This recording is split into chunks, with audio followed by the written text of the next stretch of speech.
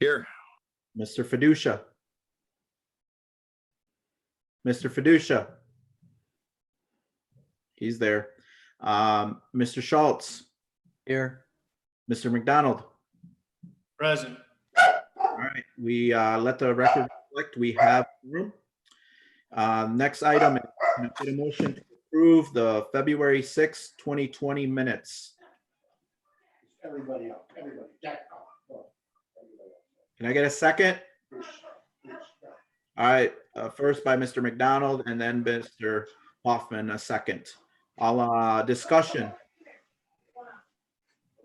Being none, all in favor of approving the February 6 minutes, signify by saying aye. Aye. Opposed? All right, motion carries. Next item, I don't know, Mr. Chapman, if we have anyone from the public that signed up to speak on this. I highly doubt it, but. I don't believe so, Mr. Chairman. All right, thank you. We'll omit the public comment and move on to the next section, which is obviously an ordinance imposing a special retailer's occupation tax for mental health pursuant to the authority granted in Chapter 55, Act 5, Section 5-1006.5 of the Illinois Compliance Status Statutes. Can I get a motion and a second? So moved. Hoffman and Mr. Fiducia, second. Discussion. Mr. Chapman, do you want to speak on it? Sure. As you know, we had the referendum back in March for the mental health tax. It was approved significantly in favor of the ayes over the nays. And as part of the process, the county actually has to impose the tax. And then it has to file that the ordinance and along with the election results with the Department of Revenue. That has to be done by May 1st of 2020, and then the tax would be imposed starting July 1st, 2020. This ordinance actually would approve imposition of that tax and get the process moving. Any questions, comments? Yes, Mr. Schultz. Thank you, Mr. Chairman. I'm guessing that this is not something that we have any actual choice about. I would say not. I mean, given the referendum results. Any other questions regarding this? Yes, Mr. Arena. Thank you, Mr. Chairman.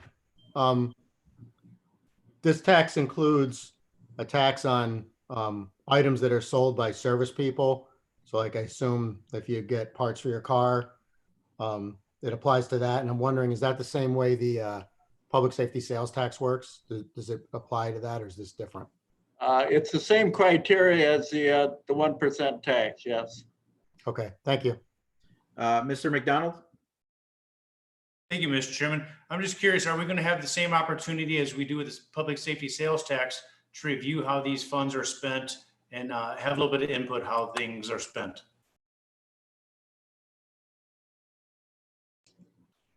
I guess I would defer to Mr. Kurlinkus relating to that question if he's on. He's on. You have this, we had this discussion before, I think, when the referendum was put together. Can everybody hear me all right?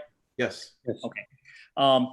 When the referendum was being put together, there were certain statements that were out there as to, you know, whether or not the county board was going to remain in control of this. This is a county imposed tax. Okay. The tax will come in and be deposited, and Steve can tell you more about where it would be deposited, but it's going to be collected and put into a fund similar to what we have with the 1%. And the county board, and I think this was discussed at one of the county board meetings in some detail, the county board is going to receive requests, I'm assuming, and a budget from the mental health board, and it'll be up to the county board to determine whether or not they're going to fund all of that budget. and any other quote unquote mental health issues that the county board sees fit to fund from this. In other words, this is not simply designed to be a flow through from the taxpayers' pockets collected by the state, given to the county, sent to the mental health board or any other entity at all. I mean, it's not an automatic. No. So you will maintain a significant amount of control. And I guess where the discussion is going to come up as to what will determine mental health services, just like we have the same discussion of what determines public safety for the sale for the 1%.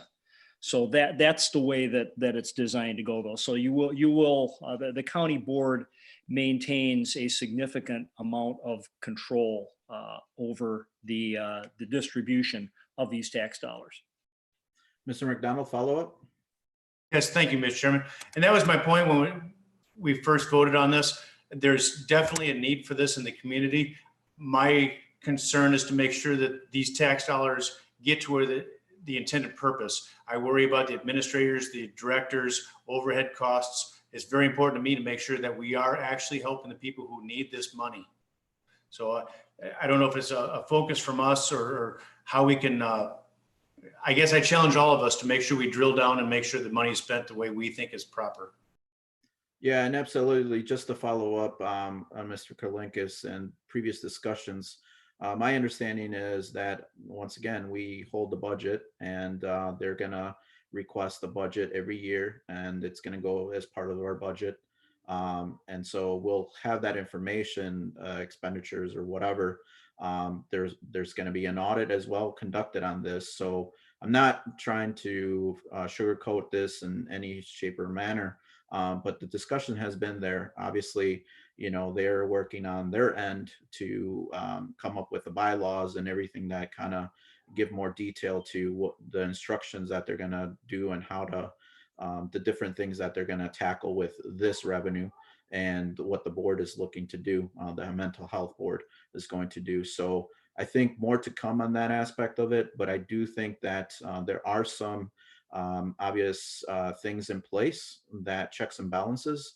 And obviously, yes, at any time, the county board at our discretion, we can ask for financials or whatever the case may be, just ensure that the proper allocation of those funds will come through. So just wanted to reiterate that. But yes, Mr. McDonald, that is a valid point. That's something that has been discussed both in the community and from citizens. So Mr. Kelly had his hand up, and then I'll go back to Mr. McDonald. Unmute, Mr. Kelly. Can you unmute? Forgot. Thank you, Mr. Chairman. Just wanted to remind everybody that we did appoint a really blue ribbon panel of people to this board that are going to be putting together the proposals.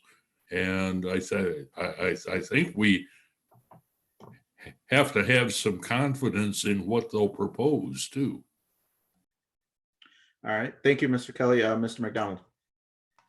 Thank you, Mr. Chairman. And I agree with Mr. Kelly. I'm along the lines of trust but verify.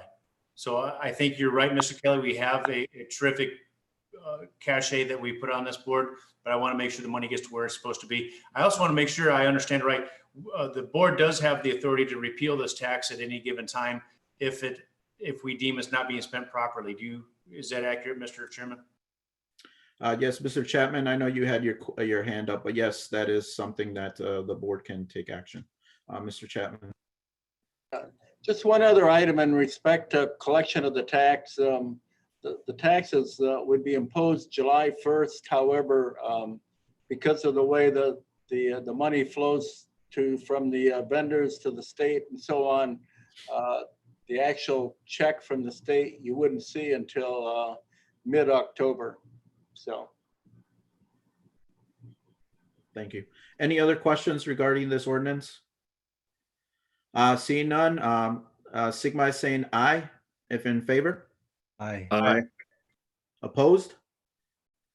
All right, motion carries. The ordinance carries. So our next item is a resolution authorizing execution of the addendum to interlocal agreement between the city of Rockford and County Winnebago for the 2017, 2018, 2019 Edward Bryan Memorial Justice Grant, the JAG Program Award.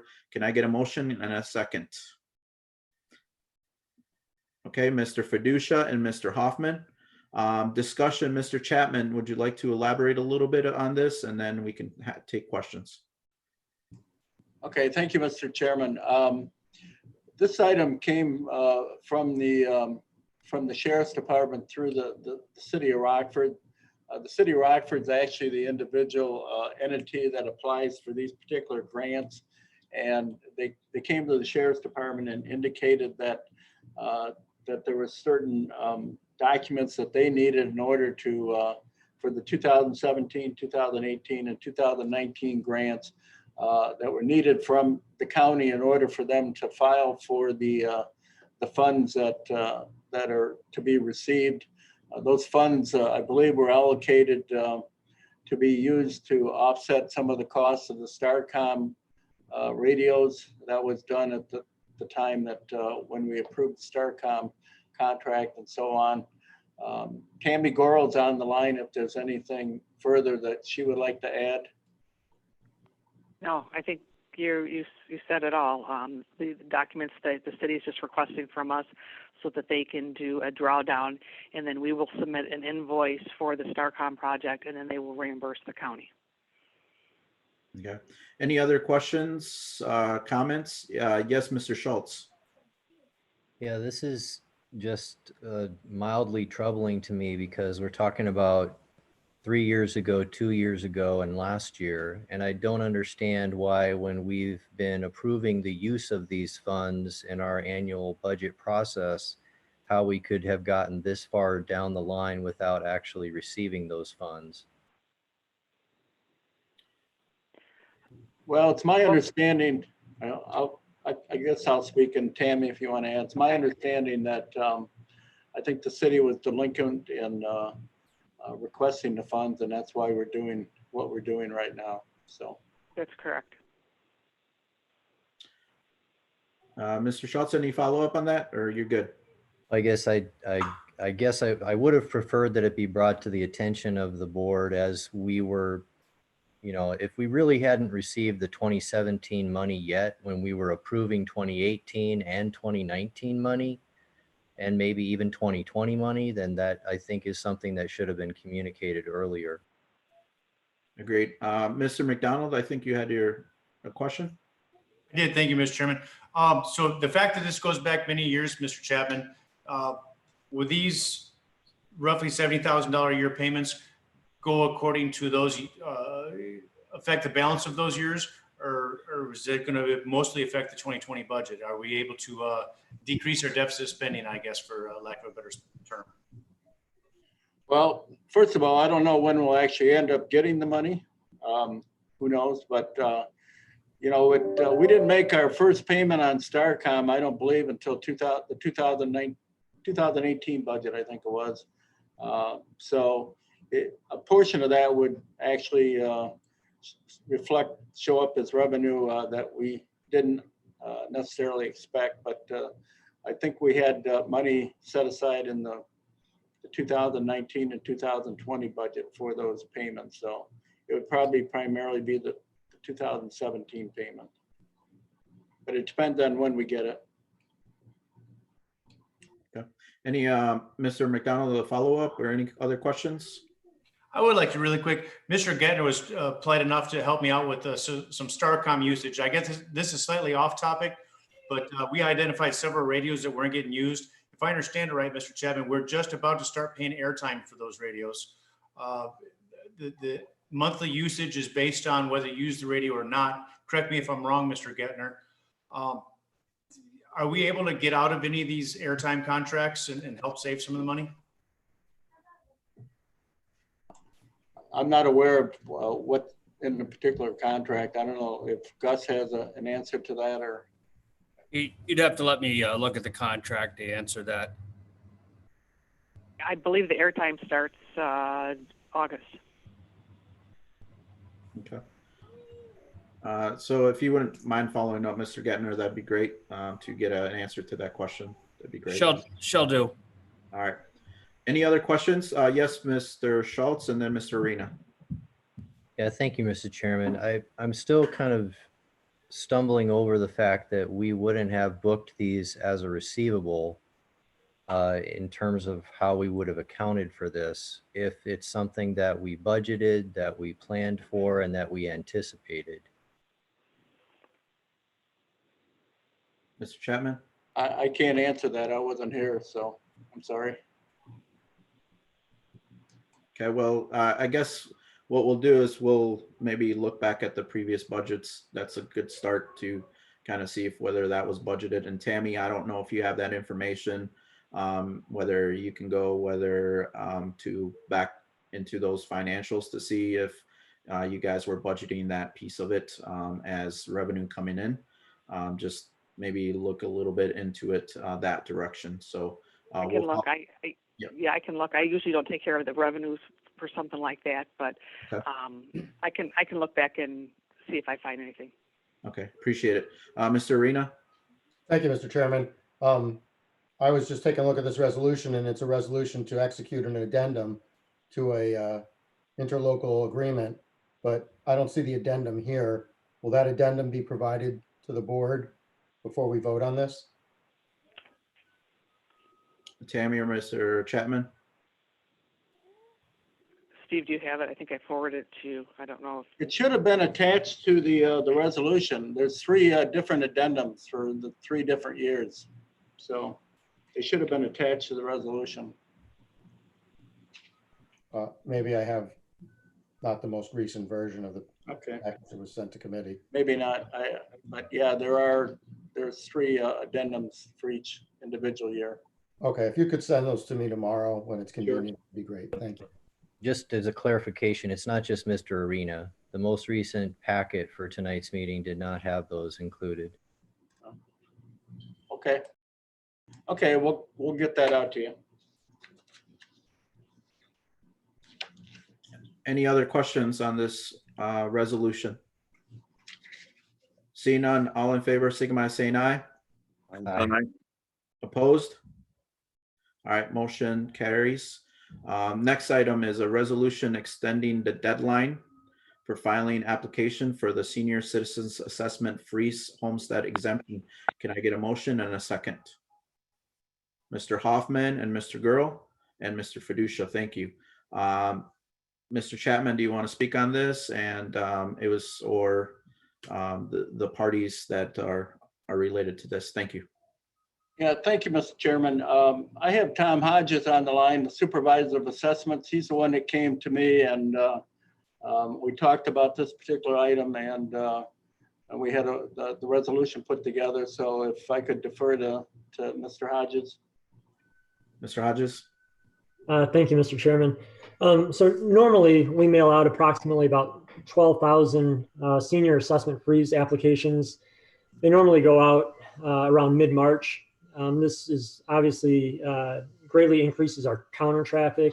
With concerns over COVID-19, we wanted to push the mailing back to late April, early May, and we've done so.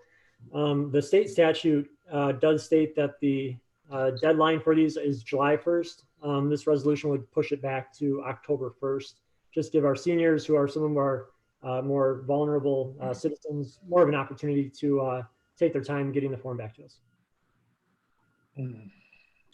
Any questions for Mr. Hodges? So just to be clear, it's really because of what's going on with the coronavirus, people not being able to maybe access to the building, the facility, and being able to complete the application. Is that part of the process why this came through?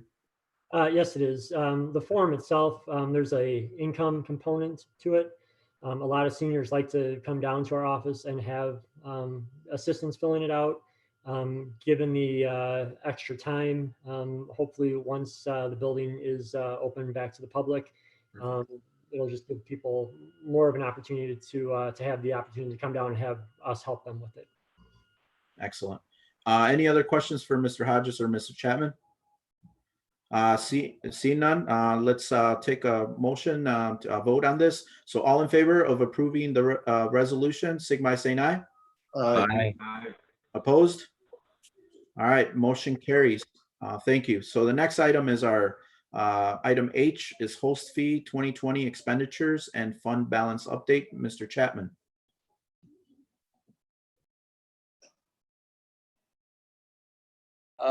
Thank you, Mr. Chairman. I did send out to the committee members and whomever else kind of an updated version of the 2020 budget as far as the host fee expenditures, what commitments that have been or will be spent, the multi-year commitments, the other one-time payments that have been approved by the board this year, the annual payments which are pending at this point in time that will have to eventually go through the board, with the exception of the county board member initiatives. I think we've already approved that particular item. Then the pending request for the RLDC, the loan program related to the coronavirus. So with all those expenditures, if without anything else, that comes up to a little over $3.9 million for this year. If you look at the second page, kind of gives you a projection of the host fee fund as far as the fund balance. The beginning balance was $4,348,000. We're anticipating revenues of $4.5 million. However, that only reflects one quarter, one actual quarter. So probably more to be said relating to that. The anticipated expenditures is $3.9 million and would give us the estimated fund balance a little over $4.9 million at the end of September. Any questions for Mr. Chapman on the host fees or anything related to the host fees funds? All right, seeing none. Also on the phone, if you get, oh yes, Mr. Schultz, go ahead. Thank you, Mr. Chairman. I do think that it would be helpful at some future meeting for us to have clarity on how much of this money has already been spent this budget year and what options that we have regarding the amount that has not yet been spent, so that there's specifics around that. And then I also, from time to time, have heard a variety of things about the rate of utilization of the landfill. And so we didn't anticipate that we would have numbers this high at one point, at least in the last few years, as we looked at the revenue side for the host fees. And I'm wondering if that is influencing the depletion rate on, how soon that landfill is going to be filled up. But that kind of information, it may be that it's a windfall in the short term, but it also may mean that it will run out sooner. And I just like that information. Thank you. Okay, we can go through this schedule that I provided and show what's been paid out, what has not been paid out. A lot of them are, I know, like the city of Rockford, that's related to the bond issue that they issued, so it may be difficult to defer that payment, but we can go through and tell you where the payments have been made. Yes, Mr. Chapman, just whenever you have that information, I know you sent that out, but we could just go through it and just have a more in-depth discussion on that, and not only just this, but I would like to see maybe the whole board get the same information, so they have that.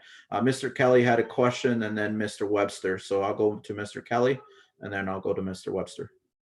I changed my mind. All right, thank you. Mr. Webster. Okay, can you hear me? Yes, we can. Okay, right. Yeah, in regards to the host fees, I was going to bring this under open session tonight, but I want to follow up kind of what Steve was talking about. So I had a conversation just the other day with some of my landfills, Mr. Webster, we're having some breakup on the conversation. So I don't know if it's your cell phone or your computer. Just we'll give it one more shot. If not, then we'll have to take your question offline. Go ahead.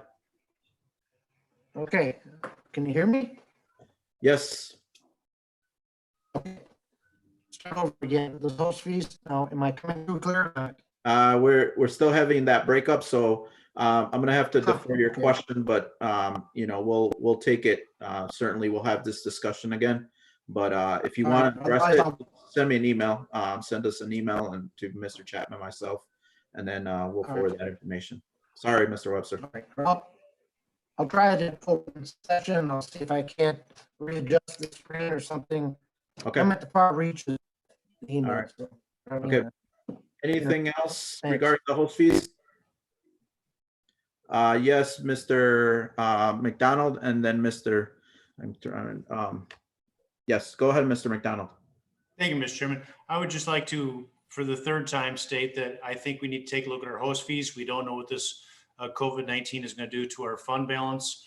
Obviously, Carlos had sent out the email earlier this week that historically we've gotten roughly $500,000 a month for motor fuel tax.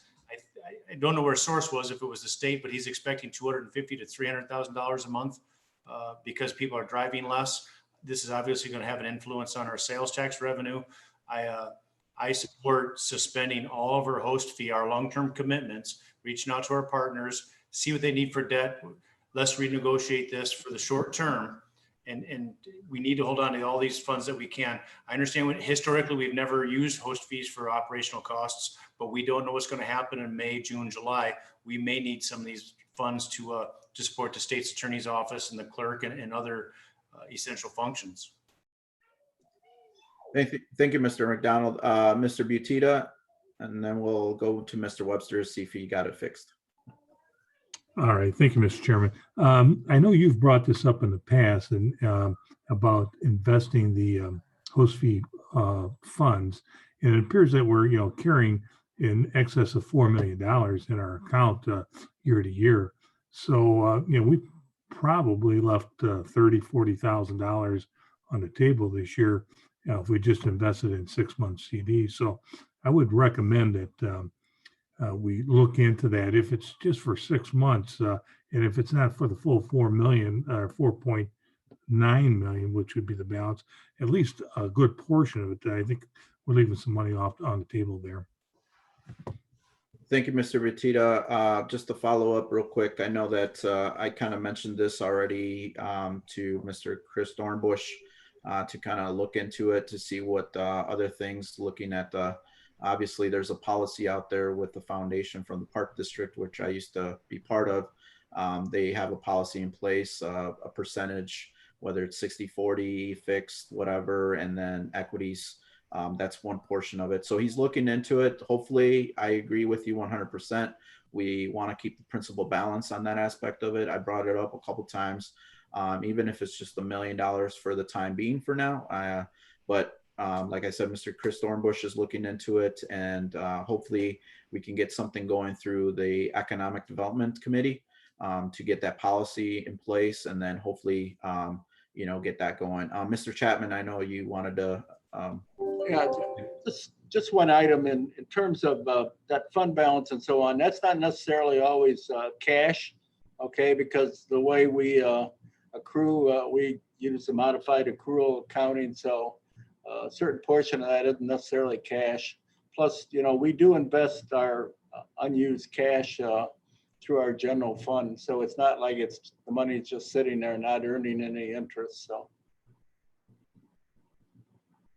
Absolutely. Mr. Webster, we'll give it one last shot and see if we can get you. Okay, I moved the rubber. Can you hear me better now?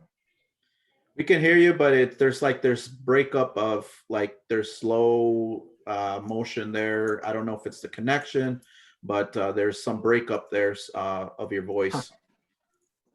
All right, I don't understand. I've done everything I could at this end. It's still not working, huh? Yeah. So, Mr. McDonald? I was only going to, we had a caucus last night and Mr. Gettner recommended I stop streaming the video and just did the audio. Mr. Webster might have a better luck if he just stopped with the video and just did the audio. Okay, Yeah, that would, yeah. And see what now happens. how's that? That sounds better. Really? Yeah. Okay, I'll try it one more time here. I cut Go ahead. the video off. Okay, as far as these host fees goes, yeah, I spoke with someone at the landfill there that I'm fairly close with, and I asked him how this COVID thing might affect the intake at the landfill, and he said it definitely will affect the intake, and they're starting to see a little bit of that now because so many commercial places are closed down, so that you're not getting the tonnage that they were getting. And then as far as the residential goes, the municipal contracts that they have, they're static.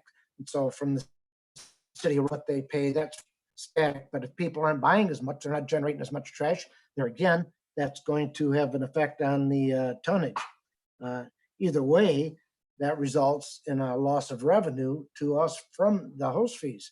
Now, as far as getting more than we would have expected on those projections there, that's because that thing's getting filled exponentially faster than it would have.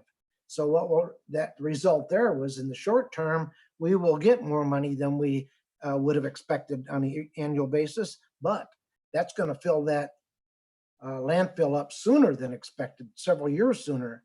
And so these host fees are going to dry up sooner than they would have been projected for the long term.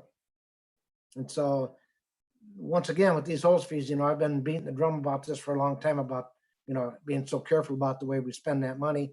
And we still need to maintain that conservative attitude about the host fee monies. So that's what I have to say. Okay, thank you. Any other questions? Mr. Schultz and then Mr. Girl, I believe. Yeah, thank you, Mr. Chairman. Just as a follow-up to what Mr. Webster just said, if we could understand more about with the increased burn rate, when will this landfill be filled up? Thank you. Okay. Mr. Chapman? In regards to the host fee, I don't have anything further. Yeah, okay. We'll follow up with, just if we can get that information, a projection essentially on that aspect of it. Mr. Girl, no? Okay. Any other questions regarding the host fees? All right, seeing none, we'll move on to our next item, which is highway bond issues, and I'll hand it over to Mr. Chapman. Thank you. Okay, just to follow up to that, if you remember, we were going to sell bonds back, I think, at the March 26th meeting, and we put that off because of the disruption in the financial markets and so on. That's continuing as of today. I spoke to our Spear today, and it appears at this point in time, nobody wants to go out and buy bonds.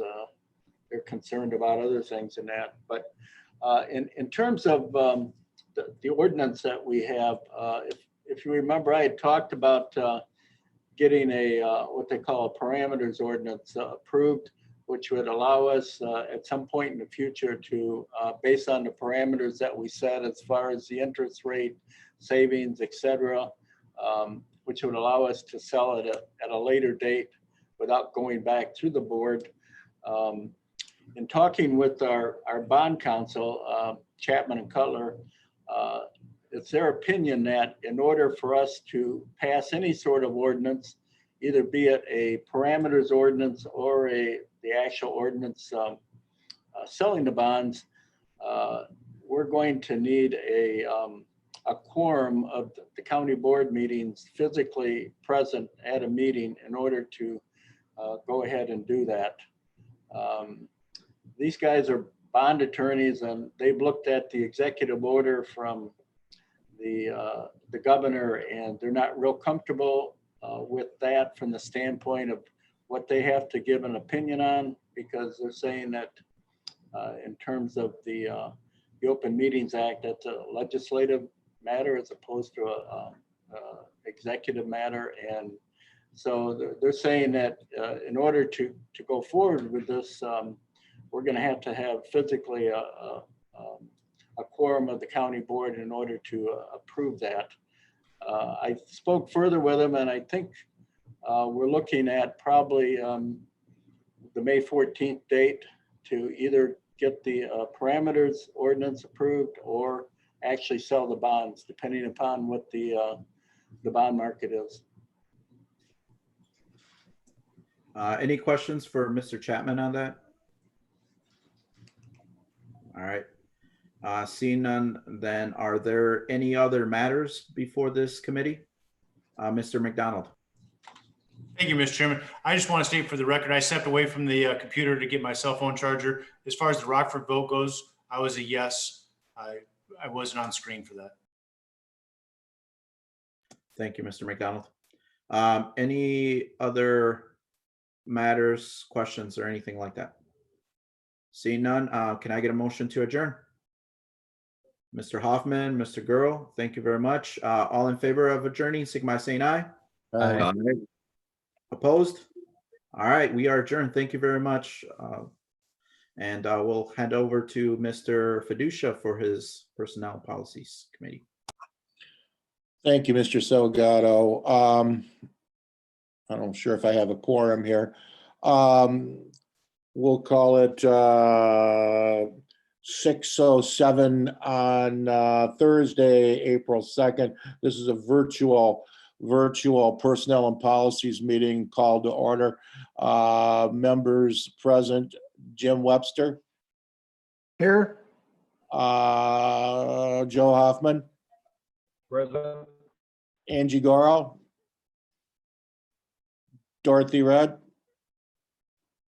Dave Kelly. Here. Let the record reflect, we do have a quorum. First item of business is approval of November 7th, 21st, and 26th minutes, 2019. Also, the December 10th, December 10th minutes, 2019, then the January 2nd and 16th minutes, and the 23rd of 2020. I'd like a motion. Give you a motion. Motion to approve. Okay, all in favor signify by saying aye. Aye. You need a second on that motion. Okay, gotta get a second on that? Second by Mr. Hoffman. And I gotta modify this if I could. Also, the February 6th, 2020 minutes. I'm sorry I missed that. So the motion would be amended. Can I get another second? Second by Mr. Hoffman. It's in front of us. Any discussion? All in favor of the approving the minutes signify by saying aye. Aye. Aye. The minutes are approved. At this time, is there any virtual public comments? No, Mr. Chairman. Okay, hearing none, we're going to move to the first item on the agenda. That first item on the agenda is a resolution authorizing execution of agreement with the Reliance Standard to provide term life insurance and accidental death and dismemberment. May I have a motion? Motion by Mr. Hoffman, seconded by my dogs. I'll second. Seconded by Mr. Webster. Discussion? I can, Mr. Chairman. Yes. I guess I would defer to Deb Crozier. She's on the line and she can explain actually both item E and item F on the agenda. All right. Ms. Crozier. Thank you, Mr. Chairman. So this is for basic life insurance. We have a $20,000 policy that we pay for all full-time employees. And then the next item is for voluntary life insurance, which we have about 250 to 300 people that take advantage of that. The rate is based on their age, and that is 100% paid by employees. We've had both of these benefits in place for approximately 10 years. Any questions on the resolution? Mr. Arena.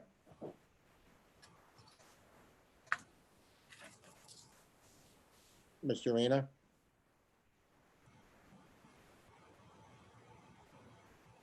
I don't believe I'm hearing you, Mr. Arena. I don't know if Can you hear me now? We can hear you now. Sorry, I couldn't. I was just wondering, do these insurance, I've seen several of these come through, over the past several months. Do these go out for bid? Or do Most we- definitely, most Yeah. definitely. Our Okay. broker sends it out to multiple companies for review. Okay, thank you. Thank you. Any further questions on the item E on the agenda? Hearing none, all in favor signify by saying aye. Aye. Aye.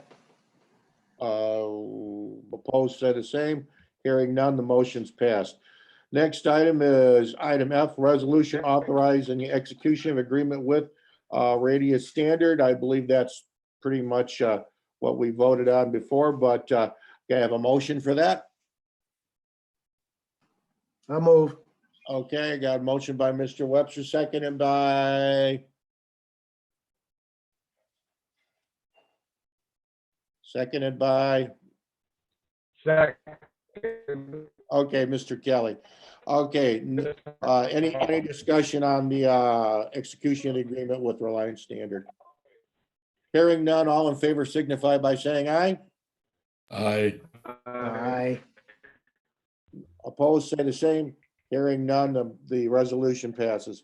Next item on the agenda is item G, resolution amending coronavirus response policy. That is a resolution. May I have a second? Or may I have a motion? Someone? Motion by Mr. Kelly, seconded by I'll second. Mr. Webster. I'll divert that to Mr. Chapman. Second. Thank you, Mr. Chairman. If you remember at the last board meeting, we approved a coronavirus response policy. Subsequent to that, actually, the following week, the beginning of this week, the Department of Labor came out with changes and interpretations of that particular policy. This particular resolution reflects those changes that have been made by the Department of Labor. It's pretty much in accordance with the federal law that we have to follow. A couple of things, though, that we've incorporated into this policy. The Department of Labor regulations allowed certain exemptions to certain provisions of the law relating to healthcare facilities and first responders. It's primarily relating to provisions for the Child Care Act and so on. And given the staffing issues that we have out at the nursing home, along with the law enforcement, the jail, and so on, we've, as part of this policy, exempted ourselves from that, which is allowed for under the law. And so that's really the big item that's included. Originally, the law that was, or the policy that was approved back in March did not provide for that. However, with the changes in the regs, it does provide for that, and that's incorporated into the policy. Thank you, Mr. Chapman. Does that demand a vote for this committee then on this? Mr. McDonald, you got a question. Sorry. Thank you, Mr. Chairman. I'm not on your committee. Are you okay with me speaking? I am fine with you speaking, sir. Thank you, Mr. Chairman. Hey, Mr. Chapman, have they changed any? I know private sector gets tax credits based on the pay that they were given out. Has anything changed as far as public sector? Can we expect any tax credits for us? No, that was not changed as part of the law. It's just private sector.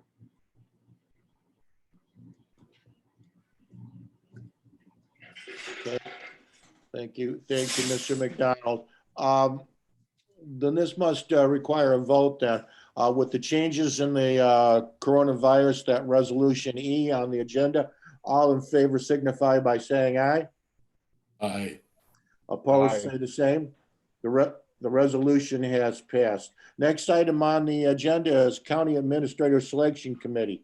At this time, it's not a resolution, but at this time I would like to I would like to bring forward that we had an ad hoc committee. I thought the ad hoc committee did fine in the work that they did.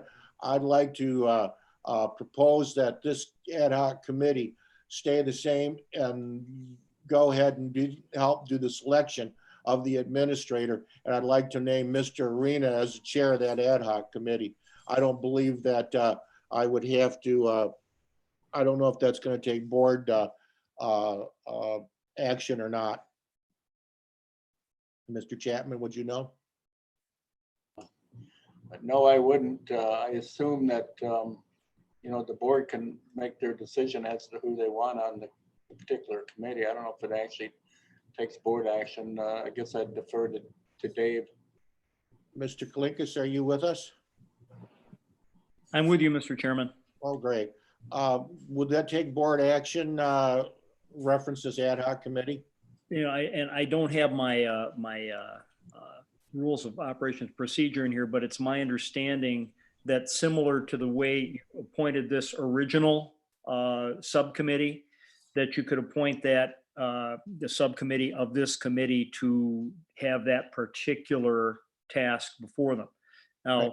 I think that can be done by any other committee too, but you certainly have the right as chair of the Personnel and Policies Committee to appoint a subcommittee to do this. Okay, hearing that, Mr. Arena, I guess we check with everybody but you. Are you okay with that? Yes, Mr. Chairman, I'm okay with that. Thank you. Okay, what I'd like you to do, I know in these trying times that we're having now that they're probably not moving forward as we would want, but I think they can virtually do these things online. So if you could possibly next board meeting, give us an update on how they're doing with this, I would totally appreciate that. I will do that. Is there any other matters to come before this committee? Mr. Arena and Mr. McDonald. I'll have Mr. McDonald first. Okay. I only raised my hand because I saw Mr. Webster were raising his, then he went off video. I believe Mr. Webster's got a comment. Mr. Webster, are you there? Yeah, I'm here, but I'll just pass on my comment. Okay. Thank you. Mr. Arena, you had a comment? I do. Thank you, Mr. Chairman. I had a citizen contact me and was complaining about the fact that because of the virus, animal control is not picking up stray dogs unless it's an emergency situation. And I had some conversation with Mr. Chapman about it. He sent me some documentation that from a professional association related to animal control, suggesting that we should not. But I wanted to ask if maybe this committee could discuss that issue, maybe have Mr. Frazier in to talk about it, just so we know, if this goes on for several months, what would be the effect of us not picking up stray animals for an extended period of time? Maybe they don't pick up that many and it's not a big deal, but just to satisfy the person who called me, if we could just look into it, I would appreciate it. Thank you, Mr. Arena. I had talked to Mr. Frazier before this even became an issue, and we discussed ways of things that we were going to do, and we wanted to make sure that our employees were safe. That was one of the things that we wanted to do, foremost, is make sure that our employees were following best practices. So I asked him to check with what the best practices were and other animal control, other control services, and they were doing the same as we were doing. However, I believe on a case-to-case basis, they can make some exceptions. What we need to do is contact Mr. Fraser, and we need to do, if you want me to do it, or if you want him to contact you, if there's a particular individual that there's problems with, I'm sure that, we can look at this on a case-to-case basis. However, I know that they are following best practices nationally out there, and they're doing quite well. I've checked with them. They have plenty of volunteers and things are going well out there. So if you would like, I can have Mr. Fraser either contact you or you can give me the number of the constituent and I can follow through for you. I could give him a call. But Okay. thank you very much. Very good. Mr. Can't see him. Mr.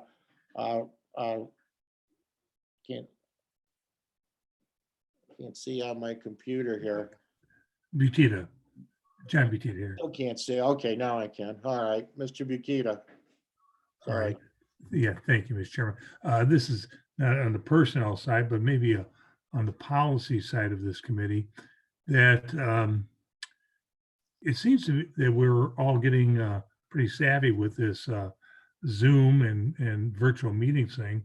And it's my understanding, I think that our committee meetings are now being streamed also onto the county face or YouTube. So this is available to the public. I suggest that I don't know if it requires a vote or not, but I would suggest that once we move out of this process where we're not meeting together, then maybe we should continue broadcasting our committee meetings through this vehicle. And that's maybe a question for Gus, but it's something to think about. It may be a little while, a couple months maybe before we're able to do that, but I just want to put that out there. That's a good point. That's a very good point. That would have to be something that we would have to bring up with Gus. Personally, I don't mind these type of meetings, but I find that face-to-face interaction sometimes is the best. But in these trying times, I do understand. And what I will do is I will direct that to Mr. Haney or Mr. Chapman to talk with Mr. Gatner about that. Mr. Kelly, you have a hand up? Yes, thank you, Mr. Chairman. Gotta be really riveting video.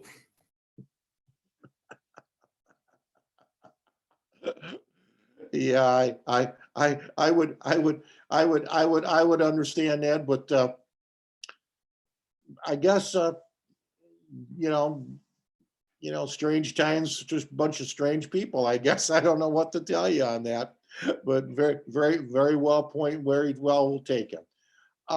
Is there any other matters to come before this committee? Hearing none, I'd like to make a motion to adjourn. I'll second that. One, two, motion by Mr. Webster, seconded by Mr. Hoffman. All in favor signify by saying aye. Aye. Thank you, guys. Everyone stay safe. Thank you, guys.